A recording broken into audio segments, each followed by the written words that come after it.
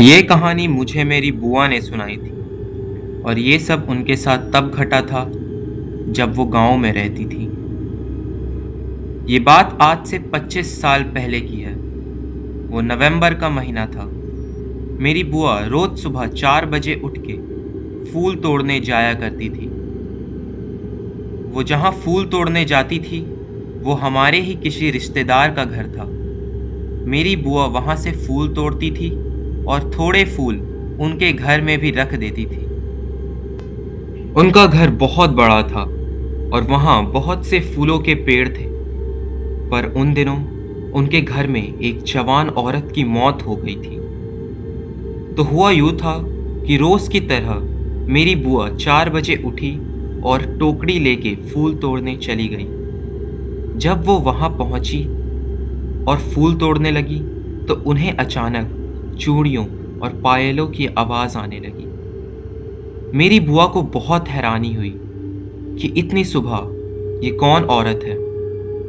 फूल तोड़ने के बाद जब वो उनके घर में फूल रख के वापस आने लगी तो उन्हें लगा कि कोई उनके पीछे से भाग कर गया है। मेरी फुआ ने पीछे मुड़ के देखा तो उन्हें किसी के हंसने की आवाज आने लगी। वो किसी औरत की आवाज थी। मेरी बुआ इतनी डर गई थी कि वो वहां से जल्दी भागकर अपने घर आ गई। उन्होंने ये बात घर में किसी को नहीं बताई। उन्होंने सोचा कि अब से वो बाहर से ही फूल तोड़कर वहां से चली आएगी और उनके घर के अंदर फूल देने नहीं जाएगी। उसके बाद से मेरी बुआ जब भी फूल तोड़ने जाती तो उन्हें डर तो लगता, पर वो फूल तोड़ने जाती रही।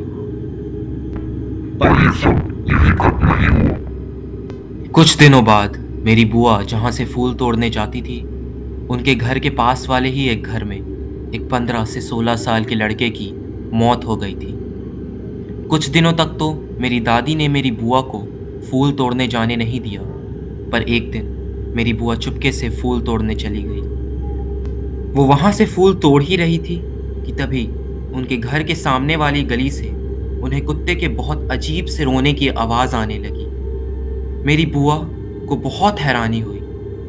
उन्होंने उस गली में थोड़ी दूर जाके देखा तो उन्होंने जो देखा वो देखकर उनका दिल जोरों से धड़कने लगा। उन्होंने देखा कि जिस लड़के की मौत हुई थी वही लड़का जमीन पे कुत्ते की तरह बैठा हुआ था और कुत्ते की ही तरह जोर जोर से रो रहा था। रोते हुए वो काफी अजीब अजीब सी आवाजें भी निकाल रहा था। ये देखकर मेरी बुआ इतनी डर गई कि वो वहां से हिल तक नहीं पा रही थी। मेरी बुआ ने अपने आप को संभाला और वहां से भागकर अपने घर आने लगी। जब वो अपने घर आ रही थी तो उन्हें अपने पीछे से किसी औरत के हंसने की भी आवाज आ रही थी। मेरी बुआ पहले से ही बहुत ज्यादा डरी हुई थी और इन अजीब सी आवाजों ने उन्हें और ज्यादा डरा दिया। उसके बाद वो सीधा घर जाके ही रुकी और घर पहुंचते साथ वो बेहोश हो गई। जब उन्हें होश आया तो उन्होंने ये बात घर में सबको बताई। ये बात सुनकर मेरे दादाजी ने मेरी बुआ को बहुत डांटा। उसके बाद से मेरी बुआ को बहुत तेज बुखार आ गया। शाम को मेरे दादाजी ने मेरी बुआ को किसी तांत्रिक से भी झड़वाया। कुछ दिनों तक मेरी बुआ को बुखार रहा, पर उसके बाद मेरी बुआ बिल्कुल ठीक हो गई। पर उस दिन के बाद से मेरी बुआ ने फूल तोड़ने जाना बंद कर दिया।